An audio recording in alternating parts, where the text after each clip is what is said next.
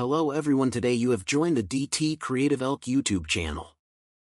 How to always show the bookmarks bar in Google Chrome. If you find this useful, then please consider subscribing and liking the video. Here we are in Google Chrome now. As you can see it when I look at the top, I can't go and see my bookmarks, but if I go to the new tab page or open up a new tab, I can go and see the bookmarks, and so who is always go and have them, as they're super convenient, as I can just go and click and we've taken it right to it. So let's go and set this up. What you need to do is go to the top right of Google Chrome. There you should go and see three dots. Go and click there and you'll see this list of options, and what you need to do is come down to the bottom and go and tap on settings like so. In settings you need to head over the left and select appearance, and you need to come down the list and find the option show bookmarks bar. You can click on it, and as you can see they're now enabled.